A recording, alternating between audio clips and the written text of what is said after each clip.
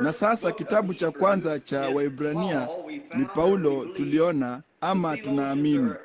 Wanatheolojia wameshindwa. Hawajui kabisa ni kipi ama ni nani aliyekiandika. Lakini ninaamini mtu yeyote aliye na utambuzi mdogo wa kiroho angeweza kuona ilikuwa ni Paulo.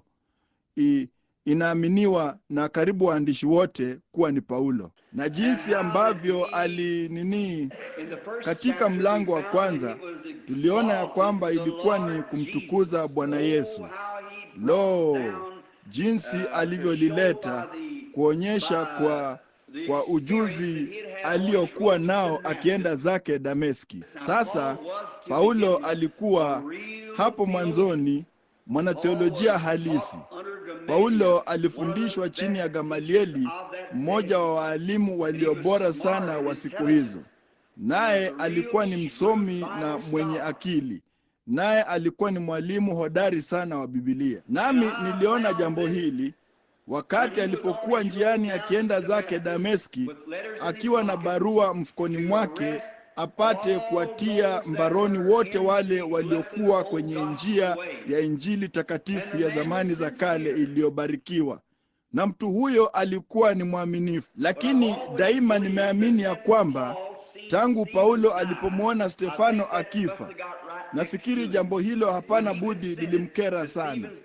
Wakati aliporidhia kifo cha Stefano na akashika makoti ya hao waliompiga mawe, basi Paulo alikuwa na hatia ya damu ya Stefano. Naye alikiri na kusema, hata sistahili, kasema, kwa maana nilimwaga damu ya naniwa wake mfia imani Stefano, maana yeye aliyashuhudia hayo. Na kama ukishuhudia chochote, wewe una hatia tu kama kuwa mshiriki wake. Kwa hiyo kama tukishuhudia tuseme, naam, hawakupaswa kufanya jambo hili fulani. Kuwa mwangalifu na yote unayosema, kwa maana una hatia jinsi hukumu yako inavyoelekea. Kama huwezi kuamua, useme kitu, liache tu. Basi unapokiri ya kwamba wewe ni Mkristo, basi una hatia. Unaona, una hatia ya kuwa Mkristo, nawe huna budi kuuishi huo. Na Mungu anapotoa ahadi katika Biblia, ninamwona mtu hapa kwenye kiti cha magurudumu. Mungu anapofanya ahadi, yeye ana hatia kwa ahadi hiyo, isipokuwa iwe anaitimiza. Mungu ana hatia anapofanya ahadi, na maandiko yana hatia mpaka yatakapotimizwa. Unaona? Yako hapo kwa kweli kama tamshi ambalo Mungu amefanya, nalo halina budi kutimizwa, la sivyo Mungu ana hatia. Unaona? Na kwa hiyo Paulo akiwa ni mwalimu na akishuka njiani kwenda zake Dameski siku hiyo, yapata saa 6 za mchana nadhani, kulikuwa na nuru kuu iliyoangaza kutoka mbinguni, nayo ilimpofusha. Naye akaanguka ardhini. Naye akasema alitaka kujua huyo alikuwa ni nani. Alisema, sauti ilinena na kusema, Sauli, Sauli, mbona unaniudhi? Ninaamini mlango wa 8 wa Matendo. Akasema, ni nani huyo ninayemuudhi? Ndipo hiyo sauti ikarudi na kusema, mimi ni Yesu. Mimi ni Yesu, na ni vigumu kwako kupiga teke michokoo. Basi Yesu alikuwa ni nini wakati huo? Yeye alikuwa ni nuru kubwa tu inayong'aa sana. Sasa ili kututia moyo na kupata msingi hapa, yeye alikuwa ni nuru kwa namna gani, ambapo alikuwa ni mwanadamu? Sasa hakuna mtu. Kulikuwako na kundi la askari waliokuwa pamoja na Paulo, walinzi wa hekalu, wakishuka kwenda kuwatia mbaroni. Paulo alikuwa ndiye jemedari mkuu, nao walikuwa wakishuka kwenda kuwakamata hawa watu kwa ajili ya kampeni zao na kadhalika, na kwa ajili ya tumaini lao la kidini lililokuwa ndani yao. Lakini sasa huyu hapa Yesu kama nuru kubwa. Sasa kama ukikumbuka, hapo mwanzo Yesu alikuwa ni nuru. Yesu alikuwa ni logos iliyotoka kwa Mungu. Naye alikuwa ni nini? alikuwa ni malaika wa agano ambaye aliwaongoza wana wa Israeli nyikani. Naye alikuwa ndiye ile nguzo ya moto walioitazama. Naye alikuwa na wakati alipokuwa hapa duniani, yeye alisema, nilitoka kwa Mungu nami ninarudi kwa Mungu. Kwa hiyo kama yeye alitoka kwenye nguzo ya moto akawa mwanadamu, basi kama alirudi mahali alikokuwa, alirudi akawa ni nuru tena. Naye alikuwa ndiye huyo hapo wakati Paulo alipomwona. Yeye alikuwa ni nuru. Sasa hao askari wote waliokuwa pamoja na Paulo hawakuiona ile nuru. Basi inawezekana ya kwamba mtu anaweza kuiona na hao wengine hawataiona? Hakika. Vema. Yeye Paulo aliiona, bali hao wengine hawakuiona hiyo nuru. Sasa wakati Petro alipokuwa gerezani, tunaona ya kwamba nuru hii iliingia gerezani, ikaifungua milango, naye alikuwa nuru hiyo iliwapofusha hao walinzi wengine walipokuwa wakitoka. Petro akiondoka, na alipofika mlangoni, ulijifungua tu wenyewe kimya kimya, ukajifunga nyuma yake. Kutoka katika gereza la ndani akaenda kwenye mlango wa nje, ukajifungua wenyewe, ukajifunga kimya kimya, na alafu akaenda kwenye pengo, akatoka akaingia kwenye barabara ya mji. Ndipo akasugua macho yake kana kwamba kusema, hivi nilikuwa nikiota? Hakujua nini kilichokuwa kimetukia. Lakini malaika wa Bwana, malaika yeye yule aliyekuwa nguzo ya moto iliyomwongoza Musa hadi baharini na kuifungua. Lo, na bahari ya chumvi, bahari ya Shamu ilifanya ukuta pande zote mbili, nao Israeli wakavuka. Na walipofika kwenye Yordani iliyofurika, yeye hakujionyesha mwenyewe wazi pale, lakini alikuwa yupo pale, maana aliifungua tu. Nao walivuka katika mwezi wa Aprili, wakati nyanda hizo zote zimejaa maji, naye akazuia chemchemi na akazuia barafu isiyeyuke, maana hayakuendelea kufanya ukuta mrefu kwenda juu zaidi na zaidi. Yalisimama tu. Huyo ni Yehova wetu, huyo ni Bwana wetu Yesu. Yalisimama tu, nao wakatembea wakavuka katika nchi kavu. Sasa Mungu aliahidi ya kwamba yeye angewaangalia, kwa hiyo yeye aliwajibika kwa ahadi yake. Sasa Paulo akijua mambo haya na akijua, alipata heri, kwa maana Mungu alikuwa akizungumza moja kwa moja na Paulo. Hakuwa akizungumza na wale askari waliokuwa pamoja naye, alikuwa akizungumza na Paulo tu. Sasa wakati malaika wa Bwana aliposhuka katika umbo la nyota, nao wale wanajimu, wale mamajusi wa India, wakati walipoiona hiyo nyota na wakaifuata kwa mamia ya maili, nayo ilipita juu ya kila kituo cha utafiti wa anga, maana wao waliangalia wakati kwa nyota, wala hakuna aliyeiona hiyo nyota ila wale mamajusi. Lo, jamani, hivi hilo haliwasisimui? Kwa hiyo unaona, Mungu hashughuliki na madhehebu, hashughuliki na makundi ya watu. Yeye hushughulika na watu binafsi. Yeye hujifunua mwenyewe kwa watu binafsi.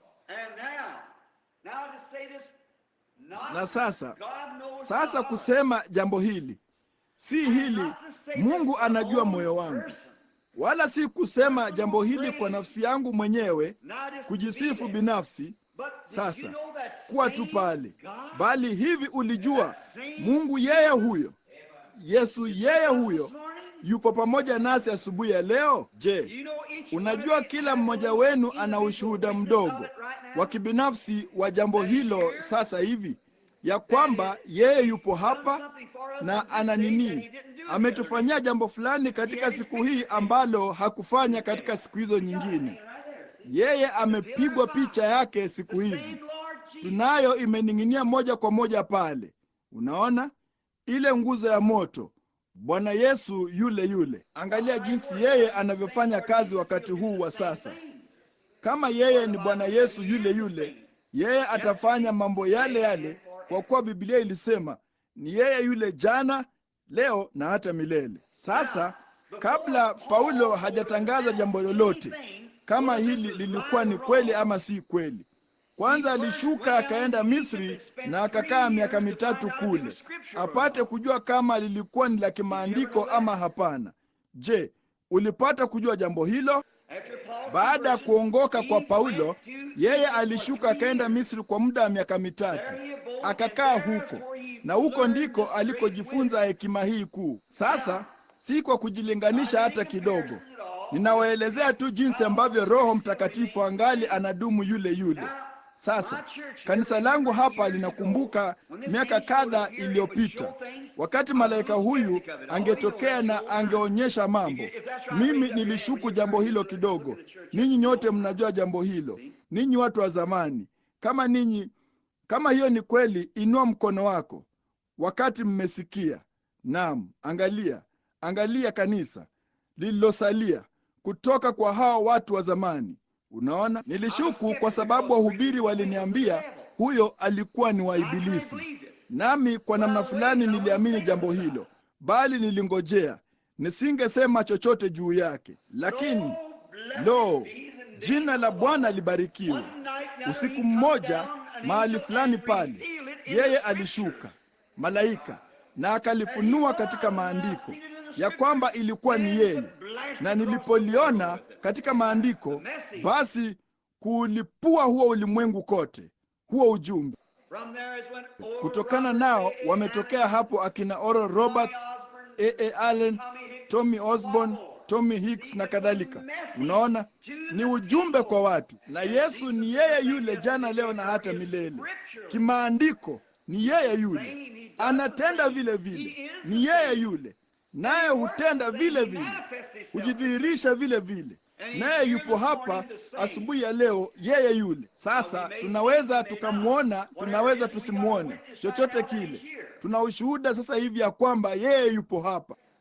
Sasa tunaona sasa ya kwamba Paulo kwa tukio hili, na akiandika nyaraka hizi karibu zote kutoka gerezani, alikuwa amelinganisha Agano la Kale na Agano Jipya. Sasa kumbuka, mwandishi wa mwisho wa Biblia hii, kwa uvuvio, Mungu alishuka chini na kumwambia, mtu yeyote akiongeza lolote kwake au akiondoa lolote kwake, sehemu yake itaondolewa kutoka katika kitabu cha uzima kumuhusu yeye. Kwa hiyo tusithubutu kuongeza jambo moja kwake. Halina budi kudumu jinsi lilivyo, halipaswi kuongezwa chochote. Nasi tunapaswa kushindania kila kitu kilicho ndani yake. Mimi sitaki cha zaidi wala sitaki chochote pungufu. Ninataka yale tu kisemayo. Sasa kitabu hiki cha Waebrania, sababu ya mimi kukichagua, kusudi moja, jambo moja, waraka huu, mpendwa ndugu Branham na kadhalika. Na mimi tunataka kudumu na neno. Sasa mlango wa kwanza ulikuwa unamtukuza Yesu. Kwa hiyo yeye ndiye muhimu. Naye Paulo alitufahamisha hivi majuzi usiku ya kwamba yeye alikuwako hapo kwenye ule mwanzo mkuu. Nasi tuliona ya kwamba hakuwa kitu pungufu ya Melkizedeki mfalme wa Salemu, yule mkuu wa mlango wa 7. Na sasa asubuhi ya leo tunamkaribia kutoka kwenye msimamo mwingine, kutoka kwenye mlango wa 2. Sasa baada ya Paulo kutupa sisi ujumbe huu mkuu na wa ajabu wa kumtukuza Yesu, na hata aliwafanya malaika kumwabudu, nami nafikiri hapa kama utaratibu ule wa mifano ya kale, naye ataikunja kama vazi, lakini hivyo vitaangamia, bali wewe unadumu. Na kwenye mlango wa 2 kifungu cha 2, ninaamini ndicho, siku hizi amesimama na sisi kwa mwanawe. Pia angalia, sehemu nyingi na kwa njia nyingi yeye alisema katika manabii. Tulipitia hayo na tukaona manabii walikuwa ni nani na jinsi ambavyo Mungu alileta ujumbe wake katika manabii. Lakini katika siku hii ya mwisho yeye amesema katika mwanawe Yesu kwa Roho Mtakatifu. alisema katika manabii zamani. Kisha tukarudi nyuma na tukaona manabii hao wote walikuwa na roho wa Kristo ndani yao. Tulirejea kwa Yusufu na tukaona ya kwamba yeye alikuwa mfano kamili wa Kristo. Tulirudi kwa Musa na tukaona alikuwa ni mfano kamili wa Kristo. Ndipo tukashuka tukaja basi hata kwa Daudi. Na wakati Daudi alipokataliwa huko Yerusalemu, bila kujua ni kwa nini, bali alipanda kilimani na kuangalia nyuma juu ya mlima wa Mizeituni, ndipo akaulilia Yerusalemu kwa sababu alikuwa amekataliwa. Miaka 800 tangu wakati huo, mwana wa Daudi alikataliwa kama mfalme huko Yerusalemu, naye akaketi kwenye kilima kile kile na kulia. Lo, roho wa Kristo akishughulika na watu binafsi. Sasa Paulo anaanza kwa kusema, kwa hiyo imetupasa kuyaangalia zaidi hayo yaliyosikio.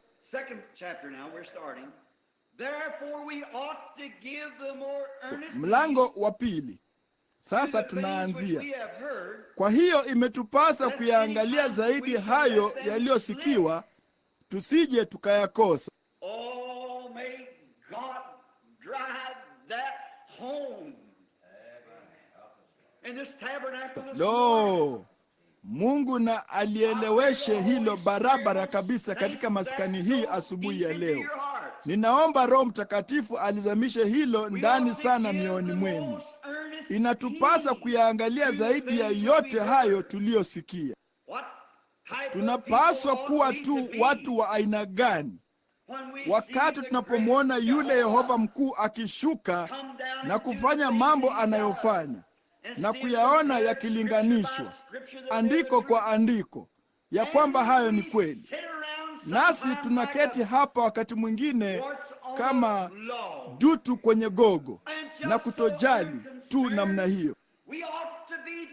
Tunapaswa kushughulika kila dakika tukijaribu kuwaleta watu kwa Kristo. Tunapaswa kuwa mawe yaliyo hai. Kamwe hatupaswi kuwa walegevu kama tulivyo. Tutaenda mpaka kanisani na tutamwona Bwana Yesu akifanya jambo fulani ama akitubariki kwa njia fulani, na kisha tutatoka na kurudi na kusema mkutano mzuri sana. Sasa kuhubiriwa kwa neno tunakufurahia, bali hilo silo jambo muhimu. Hilo silo. Haitupasi kumwabudu Bwana mara tu baada ya kusikiliza kuhubiriwa kwa neno kama tunavyofanya kwa kawaida, kumwabudu tu. Hilo ni nzuri sana, lakini tunapaswa kumwabudu kila saa ya maisha yetu. Tunapokuwa kazini, tunapaswa kumwabudu kila wakati nafasi inapojitokeza.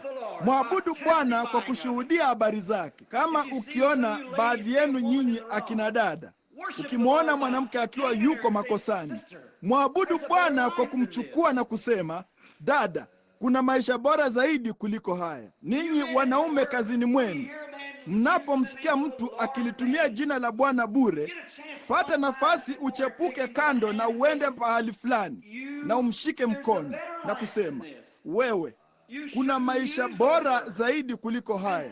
Haikupasi kutumia maneno hayo, nawe umwambie kwa njia ya upole na utu wema.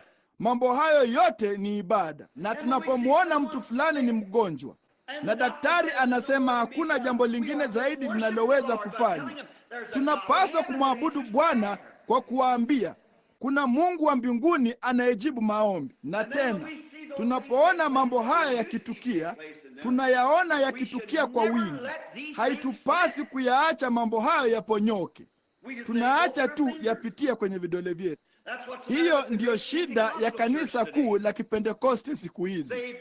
Wameachilia mambo yaliyo muhimu kuliko yote yapite kwenye vidole vyao, wakati walikuwa wameyashika mikononi mwao. Lakini angalia yale waliofanya.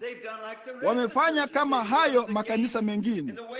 Walipiga mbio bure katika njia ya Kora, kisha wakaangamia na njia ya Kaini na kuangamia katika maasi ya Kora. Wameunda madhehebu badala ya kuwa na undugu ambapo sisi sote tungeweza kuwa mmoja.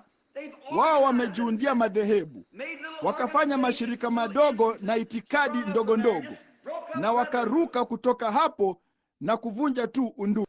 Na kama msipokuwa waangalifu, Wabaptisti na Presbiteri watayachukua, maana Mungu anaweza kutoka katika mawe haya kumwinulia Ibrahimu watoto. Nasi tumeacha yaponyoke kutoka mikononi kwa kufarakana. Wahindi waliipotezaje nchi hii kwa mzungu? Ni kwa sababu walikuwa wametangana. Kama wangalifanya msimamo mmoja mkubwa wa mstari wa mbele, bali walikuwa wakipigana wao kwa wao, wangaliweza kushinda kama wangaliungana. Tutashindwaje? Kwa sababu tumetengana. Ni jinsi gani tunavyopoteza mawasiliano yetu na Mungu? Ni kwa kuwa tunatengana. Tunaunda moja na kuliita hili ni Methodisti, na hili ni Batisti, na hili ni Assemblies, na hili umoja, na hili kitu kingine, na kanisa la Mungu, na Nazarayo, na Pilgrim Holiness. Tunautenganisha mwili wa Kristo. Hatupasi kamwe kutengana. Huenda tukatofautiana katika mawazo, lakini hebu na tuwe ndugu wa moyo kwa moyoni. Mungu anatutaka tuwe hivyo. Yeye alikufa kwa ajili ya kanisa zima la Mungu, nasi hatutaki kutengana. Sasa imetupasa kuyaangalia zaidi hayo yaliyosikiwa, tusije tukayakosa. Kwa maana ikiwa lile neno lililonenwa na malaika lilikuwa imara, unasikia hilo? Ikiwa lile neno lililonenwa na malaika. Sasa malaika ni mjumbe. Neno malaika linamaanisha mjumbe. Na ndiyo kwanza tumalizie katika kitabu cha kwanza hapa. Mungu kwa sehemu nyingi na kwa njia nyingi alisema na baba zetu katika manabii. Hao walikuwa ni wajumbe wa Mungu. Nao walikuwa ni wajumbe wa Mungu. Walikuwa ni malaika wa Mungu. Mjumbe ni malaika, ama malaika ni mjumbe hasa. Mjumbe. Wewe ni mjumbe asubuhi ya leo.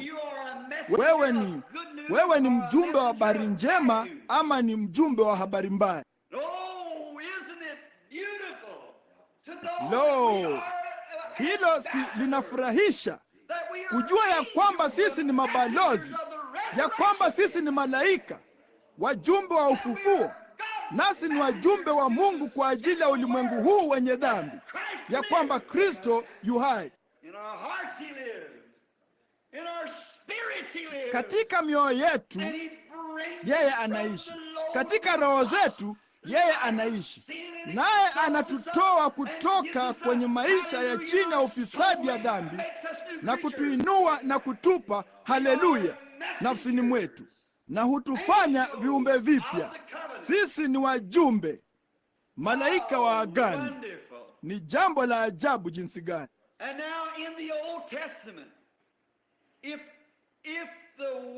Na sasa katika Agano la Kale, ikiwa lile neno lililonenwa na malaika lilikuwa imara, hivyo lilipaswa kuwa ni la kweli. Katika Agano la Kale, kabla neno la nabii halijadhihirishwa, lilipaswa kuchunguzwa na kuthibitishwa. Hawakuwa wazembe nalo kama tulivyo siku hizi. Mtu anatoka tu aende zake na kuwa na namna yoyote ya mhemuko ama chochote kile. Lo, utukufu kwa Mungu! Mambo ndiyo hayo. Umekosea. Biblia ilisema ya kwamba katika siku za mwisho Ibilisi ataiga Ukristo kwa karibu sana, hata itawapoteza walio wateule wa kweli kama yamkini. Hilo ni kweli. Kwa hiyo yatubidi kuujaribu. Nao waliujaribu vipi katika siku zao? Kwenye Urimu Thumimu, kile kifuko cha kifuani cha Haruni kilichokuwa na yale mawe ndani yake: akiki, nyekundu, yasipi, almasi, rubi, yakuti samawi. Mawe hayo yote ambayo yanawakilisha kuzaliwa kwa hawa wazee wetu 12 yalikuwa kwenye kifuko cha kifuani cha Haruni. Na nabii alipotabiri na hiyo nuru takatifu iliwaka juu yake, Mungu alisema, hiyo ni kweli. Lakini haidhuru jambo lilionekana ni halisi jinsi gani, kama halikuwaka kwenye hayo, halikuwa ni la kweli. Kwa hiyo Hizo Urimu Thumimu ziliondoka pamoja na huo ukuhani, lakini Biblia hii ni Urimu Thumimu ya Mungu siku hizi. Na wakati nabii anapotabiri, haina budi iwake kikamilifu pamoja na Biblia. Ndipo Mungu anasema, kisha anashuka na kuthibitisha jambo hilo. Lo, jinsi ninavyoweza kumtukuza Mungu siku hizi! Ninakumbuka huko nyuma kwenye Jumapili nyingine ya asubuhi iliyokuwa kama hii, nilipokuwa nikiondoka maskanini, na ninyi watu mlikuwa mkilia na kuniomba nisiondoke. Lakini wakati nilipohubiri juu ya Daudi na Goliathi na jinsi mtu utakavyokwenda kuukabili ulimwengu huo uliopo usiojali, unaosema siku za miujiza zimepita, nilisema kuna pandikizi moja kubwa la jitu, na mara tunapoweza kuliua, hao wengine watajipa moyo. Naye Bwana alitujalia hayo. Na basi kulikuwako na akina Oral Roberts na Jagas na kadhalika, waliovuta upanga, nasi tukampiga adui kumtoa nchini, tukawafumba midomo yao.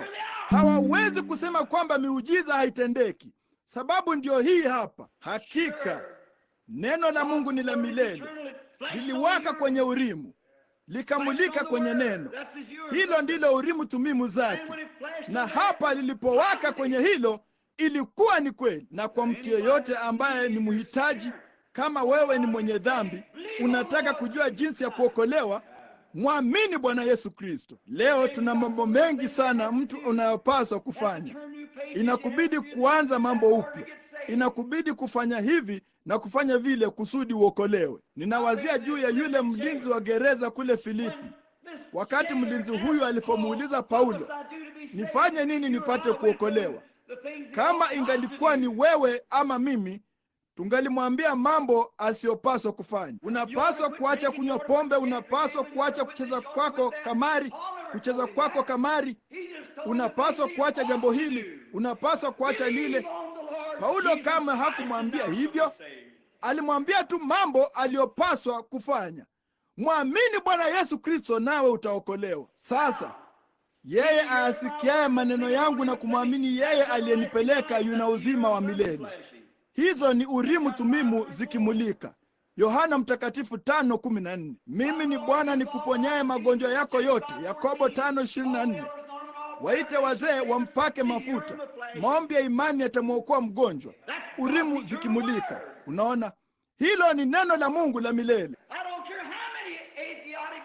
Sijali ni washenzi wangapi, makafiri wangapi, wapagani wangapi, wenye kushukua wangapi watakaoinuka, Mungu atalitetea neno lake. Aliahidi atafanya jambo hili, na imetupasa kuyaangalia zaidi hayo tuliyosikia, tusije tukayakosa wakati wowote. Kwa maana ikiwa lile neno lililonenwa na malaika, manabii, yalikuwa imara, je, yalikuwa imara? Tungeweza kukaa juma zima kwenye jambo hili. Je, lilikuwa imara wakati Musa aliponena? Hakika lilikuwa imara. Vipi kuhusu Eliya akiketi juu ya kilele cha mlima? Bwana alimwambia, panda uende kule Eliya, nitakaa huko pamoja nawe. Ninataka kufanya ushirika nawe. Mungu anapenda kufanya ushirika pamoja na watu wake, bali hatutatulia muda mrefu vya kutosha kusudi yeye afanye ushirika pamoja na sisi. Tuna shughuli za kurukaruka mno hapa na pale, toka mahali hadi mahali, na mambo mengi sana. Tulia Eliya, yeye alitaka miaka 3 na miezi 6 ya ushirika. Sisi hatuwezi kumpa dakika 3, ni vigumu. Miaka 3 na miezi 6 ya ushirika wa kila siku.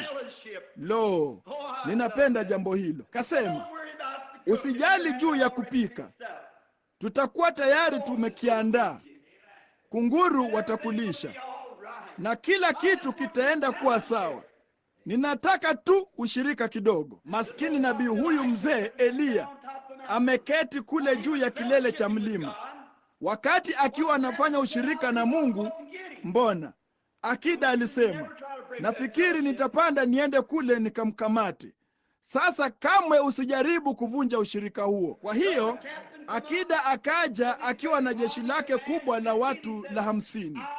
na akasema, nimekuja kukuchukua Eliya. Ndipo Eliya akasimama, angalia, huyu hapa nabii wa Bwana. Akasema, ikiwa mimi ni mtumishi wa Bwana, na ushuke moto kutoka mbinguni ukuteketeze. Ndipo moto ukashuka. Yule akida akasema, lo, unajua nini mfalme? Naam, alisema, hiyo labda ilikuwa ni radi. Ni radi tu iliyokuwa ikipita na iliwapiga. Nitatuma wengine 50. Eliya akasimama, mmoja wa hao malaika. Neno lake ni imara. Ilibidi awe ni ujira wa haki kwa ajili ya kila kitu kilichofanywa vibaya. Akasema, ikiwa mimi ni mtumishi wa Bwana, na uje moto. Na hao 50 wengine wakateketezwa kwa moto. Vema, kila ujira. Kwa maana ikiwa lile neno lililonenwa na malaika lilikuwa imara, na kila kosa la mwasi alipata ujira wa haki. Sasa hili hapa jambo kubwa, kifungu kifuatacho: tutapataje kupona? Tutapataje kupona? Ikiwa sauti ya Eliya ilileta maangamizi, kwa kuwa alikuwa ni malaika wa Bwana, tutapataje kupona wakati sauti ya Kristo inaponena moja kwa moja? Ama tunawezaje kushindwa wakati umeombewa, ikiwa ni sauti ya Kristo? Ikiwa Kristo aliliagiza kanisa lake kuwaombea wagonjwa, nalo kanisa lifanye vile alivyosema yeye kwa wao kufanya, basi linawezaje lipate kushindwa? Haliwezi. Wewe unaweza kushindwa, lakini hilo haliwezi, na mradi tu unalitimiza litakuvusha. Kama ukishindwa, ulishindwa wewe mwenyewe, unaliacha tu neno. Bali mradi tu unadumu na neno, haliwezi kushindwa, kwa kuwa neno la manabii lilifanya hivi na vile. Ni zaidi sana vipi neno la Kristo litakavyokuwa. Tutapataje kupona tusipojali wokovu mkuu namna hii, ambao kwanza ulianza kunenwa kwetu na Bwana, kisha ukathibitika kwetu na wale waliomsikia yeye? Wazia jambo hilo lililonenwa na Bwana. Ni mara ngapi tungeweza kurudi nyuma? Tungekomea wapi? Papa hapa kwa saa moja. Wakati Yesu alipokuja, ni yeye yule jana, leo na hata milele. Sasa kumbukeni, kwanza ulianza kunenwa na Yesu mwenyewe, na kisha ukathibitishwa na wale waliomsikia. Sasa msikilizeni. Wakati alipokuja duniani, yeye hakudai kuwa mponyaji. Yeye alisema, si mimi nizitendaye hizo kazi, ni Baba yangu anayeishi ndani yangu ndiye azitendaye kazi hizo. Mwana hawezi kutenda neno mwenyewe, ila lile ambalo amwona Baba analitenda. Yohana Mtakatifu 5:19. Angalia wakati Filipo alipomjia Nathanieli. Baada ya kuongoka kwa Filipo, aliondoka akaenda akamchukua Nathanieli, kasema, njoo uone ambaye tumemwona, Yesu wa Nazareti, mwana wa Yusufu. Ndipo akasema, laweza neno jema kutoka Nazareti? Kasema, njoo uone. Hiyo ndio namna ya kushawishika.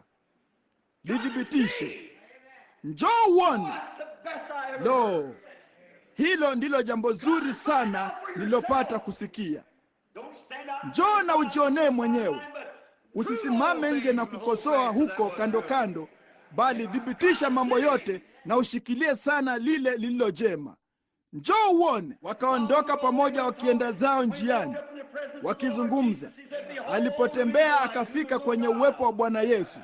Yeye alisema, tazama Mwisraeli ambaye ndani yake hamna hila.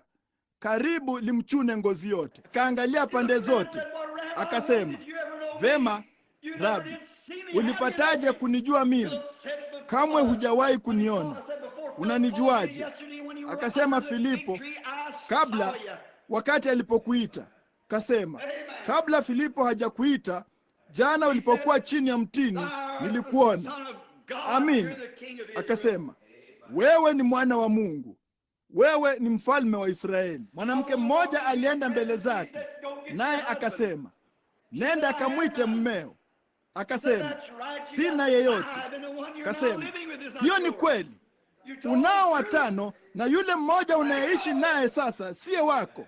Umesema kweli, wazia jambo hili. Akasema, Bwana, naona ya kwamba wewe ni nabii, kwamba tunajua ya kwamba Masihi atakapokuja atatuambia mambo yote. Akasema, mimi ndiye ninayesema nawe. Ndipo akakimbia na kuambia watu wa jiji, njooni mmwone mtu aliyeniambia yote niliyotenda. Je, haimkini huyu kuwa ndiye Masihi?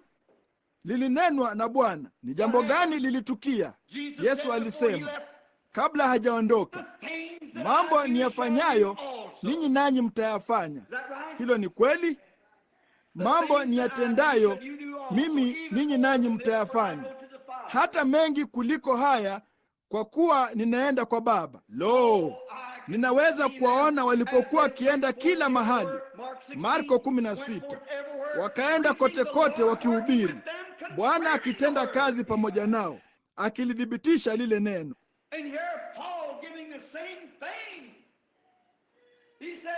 Na hapa Paulo anaelezea jambo lile lile. Yeye alisema ya kwamba Injili ilianza kuhubiriwa na Yesu na ikathibitishwa kwetu na wale waliomsikia. Hilo ndilo jiwe la msingi. Lo, jina la Bwana lihimidiwe. Hilo ndilo jiwe la msingi. Na kuwazia miaka 2000 imepita, wakana Mungu wameinuka, na makafiri na wenye kushuku na wasioamini kuna Mungu. Lakini leo Yesu huyo huyo anathibitisha neno lake katika njia ile ile kwa wale wanaomsikia. Msikieni yeye haimaanishi kusikia tu mahubiri fulani. Hilo linamaanisha msikieni yeye. Naam, tutapataje kupona? Kupona kwetu kuko wapi? Lo, unasema, Mungu atukuzwe, mimi ni mfuasi wa kanisa la Methodisti, mimi ni Mpresbiteri, mimi ni Mpentekoste.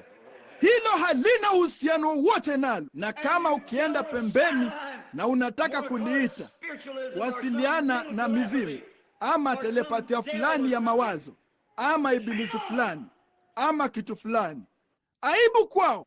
Kama kila neno la malaika lilikuwa imara, Yesu alisema, si nini, kitambo kidogo na ulimwengu hautaniona tena. Hata hivyo ninyi mtaniona, kwa kuwa nitakuwa pamoja nanyi hata ndani yenu, hata ukamilifu wa dahari. Na tunapomwona yeye akishuka kuendelea kuthibitisha neno lake, tutapataje kupona kama tukijipendekeza kwa kanisa fulani ama shirika fulani ama madhehebu ama maskini nadharia yetu tunayoipenda sana? Afadhali ujiachilie, kwa maana kila dhambi ilipokea ujira wa haki chini ya wale malaika.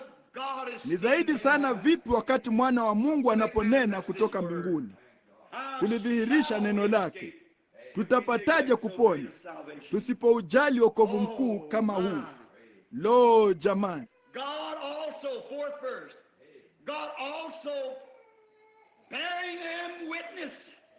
Mungu pia, kifungu cha 4, Mungu naye akishuhudu pamoja nao. Angalia jambo hili, Bwana akishuhudu. Lo, nina furaha sana kwa ajili ya jambo hili. Bwana alishuhudu.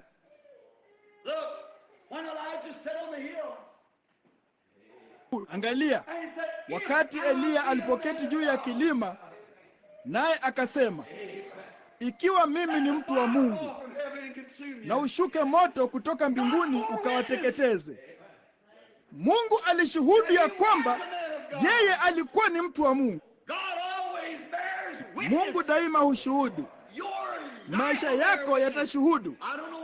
Sijui ushuhuda wako ukoje, bali maisha yako yananena kwa sauti kubwa sana.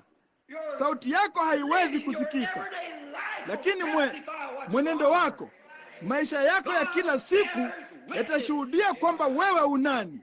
Mungu hushuhudia. Naam, Roho Mtakatifu ni muhuri. na muhuri uchukua pande zote mbili za karatasi. Wanakuona umesimama hapa na wanakuona ukiondoka, si kanisani tu, bali katika kazi ya kila siku. Umetiwa muhuri pande zote mbili, ndani na nje, kwa furaha ulionayo na kwa maisha unayoishi. Umetiwa muhuri ndani na nje, kwamba unajua umeokoka na ulimwengu unajua umeokoka, kwa maisha unayoishi, kwa maana Mungu anashuhudia. Jina lake takatifu litukuzwe. Jamani, ninajisikia wa kiroho. Wazieni jambo hilo, enyi ndugu. Pale, lo, kondoo wangu huisikia sauti yangu, wala mgeni hawatamfuata. Lo, jinsi ambavyo majina yetu yako kwenye viganja vya mikono yake, yako mbele zake mchana na usiku. Neno lake daima liko mbele zake, ahadi yake. Hawezi kusahau jambo hilo, naye anakupenda. Sasa yeye atawashuhudia walio wake. Hufungui mdomo wako na kusema neno, ulimwengu utajua jambo fulani limetukia kwako. Kushuhudia kwa ishara nyingi na maajabu na kwa miujiza ya namna nyingi na karama za Roho Mtakatifu kulingana na mapenzi yake. Hebu na tuchukue tu andiko moja sasa kabla ya kufunga. Kwenye ile siku ya Pentekoste, wakati walipompokea Roho Mtakatifu, yapata siku 4 baadaye, Petro alikuwa amepitia kwenye mlango uitwao Mzuri, yeye na Yohana. Wakamwambia mtu mmoja, tutazame sisi. Ndipo Petro akasema, mimi sina fedha wala dhahabu, lakini nilicho nacho ndicho nitakachokupa. Katika jina la Yesu Kristo wa Nazareti, simama na uende. Ndipo huyo mtu akaangalia juu, wala kamwe hakuhoji neno lolote kuhusu hilo. Akasimama tu na akaanza kutembea. Walikuwa ni watu wasio na elimu wala maarifa, lakini Biblia ilisema iliwabidi watambue, kwa kuwa walijua walikuwa pamoja na Yesu. Ndugu, ulimwengu unapojua ya kwamba wewe umekuwa pamoja na Yesu, wakati unapoweza kuishi maisha yasiyogoshiwa katika ulimwengu huu wa sasa na katika giza hili, ambapo ulimwengu unajua na unaweza kuona ya kwamba wewe umekuwa pamoja na Yesu. Wakati maskini kahaba mchafu sana wa barabarani na mjeuri anapoweza kuwa mwanamke wa kuheshimika, ameoshwa katika damu ya mwanakondoo, Mungu anajishuhudia ya kwamba yu hai. Hebu mchukue mlevi ambaye ni duni sana, hata angeweza kuzurura akamwacha mkewe, ambaye angewatesa watoto wake na kuondoa chakula mezani apate kutumia fedha na kahaba. Hebu na akutane na Yesu siku moja, utamwona akirudi kama yule jeshi aliyekuwa na akili zake timamu na amevaa nguo, kwa watoto wake wachanga na kwa mkewe na kwa wapendwa wake. Naam, hapo zamani, siku moja yapata miaka 40 iliyopita, wakati dini za ulimwengu zilipokutana na watu mbalimbali wakasimama na kuzungumza. Pia Muislamu alizungumza kwa niaba ya dini ya Kiislamu. Wajaini walizungumza kwa niaba ya Wajaini. Mbudha kwa niaba ya Budha. Na maskini yule daktari, ninasahau jina lake la ukoo lilikuwa ni jina gani sasa hivi tu. Nilijua jina lake bali nimelisahau.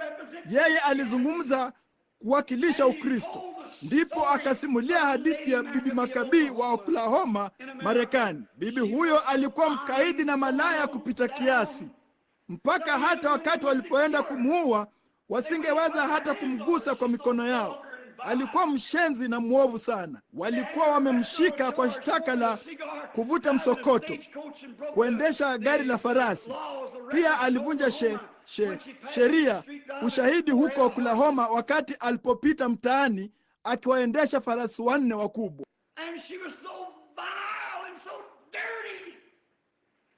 Naye alikuwa ameoza kabisa na mchafu sana, hata watu wasingeweza kumkaribia, kiasi mpaka wakati wanyongaji walipokuwa wakienda kumnyonga wasingemnyonga. Walimwagia tu lami na manyoya wapate kumuua. Ndipo wakati maskini mhubiri huyo aliposimulia juu ya hadithi ya huyo mama, Kwa namna fulani hata aliwafanya watu waketi kwenye pembe za viti vyao wakisikiliza ni kipi kingefuata. Alipofikia hapo, ameoza kabisa, mchafu, malaya kupindukia, mpaka hata sheria isingeweza kupoteza muda naye. Alikuwa ni mshenzi sana. Ibilisi mwenyewe kuzimu angelimkataa mtu kama huyo, jinsi alivyoisimulia hadithi hiyo. Ndipo akasema, waungwana wa dini za dunia, je, dini yenu ina chochote ambacho kingeweza kuisafisha mikono ya Bibi Makabii? Kila mtu aliketi kimya. Ndipo akapiga makofi na akaruka juu hewani, akasema, utukufu kwa Mungu! Damu ya Yesu Kristo haitasafisha mikono yake tu, bali itausafisha moyo wake na kumfanya bibi harusi wake. Na kuambia neema ya ajabu jinsi inavyosikika tamu, iliyomwokoa mnyonge kama mimi. Wakati mmoja nilikuwa nimepotea, bali sasa nimepatikana. Nilikuwa kipofu, bali sasa ninaona. Neema ndiyo iliyoufundisha moyo wangu kuhofu. Neema ndiyo iliyoondoa hofu yangu. Jinsi neema hiyo ilivyoonekana ya thamani ile saa niliyoamini kwa mara ya kwanza. Bila shaka, tutapataje kupona tusipoujali huo? Usipojali kula utakufa. Usipojali kupiga kona utapata ajali. Usipojali kumkamua ng'ombe maziwa atakauka. Usipojali meno yako itabidi uyang'oe yote. Bila shaka utajutia kutojali kwako. Enyi maskani ya Branham na ninyi wageni, hebu niwaambie jambo fulani sasa. Msipojali kushuhudia utukufu wa Mungu, msipojali kumpa Mungu sifa na utukufu, mtajikuta mkiwa baridi na wa kawaida na waliorudi nyuma moja ya siku hizi. Msifuni Mungu. Tutapataje kupona tusipoujali wokovu mkuu kama huu? Tunachelewa. Nilimwona sasa hivi tu ndugu Toms alikuwa ameingia kule nyuma. Tutafunga na kuendelea na jambo hili usiku wa leo, Bwana akipenda. Na tuombe tu kwa muda kidogo. Baba yetu wa mbinguni, kwako na ziwe shukurani na sifa na heshima na utukufu na hekima na uweza na nguvu milele na milele. Lo, kwa huyo mwanakondoo aliyeketi kwenye kiti cha enzi. Mamlaka na falme na kila kitu viliwekwa mkononi mwake. Alipofufuka katika wafu kwa ajili ya kuhesabiwa haki kwetu, yeye alipaaza sauti kwa ulimwengu, mamlaka yote mbinguni na duniani yamewekwa mkononi mwangu. Enendeni basi ulimwenguni kote mkaihubiri Injili. Mwanakondoo mpendwa unayekufa, damu yako ya thamani kama haitapoteza nguvu zake mpaka kanisa lote la Mungu lililokombolewa litakapookolewa lisitende dhambi tena. Tusaidie kama wahudumu kuona ya kwamba sisi ni wahitaji sana, jinsi inavyotupasa kuwa na kanisa. Hatuna budi kuwa na hili, hatuna budi kuwa na kila kitu. Wanawake wetu kabla hawajaenda kanisani wangali wanajiita wa Kristo. Itawabidi kuwa na nguo ya aina fulani, ama inawabidi kuvalia nadhifu sana, na inawabidi wahubiri kuwa na fedha nyingi sana kabla hawajakuja, na kila kitu kinapaswa kuwa hivi na vile.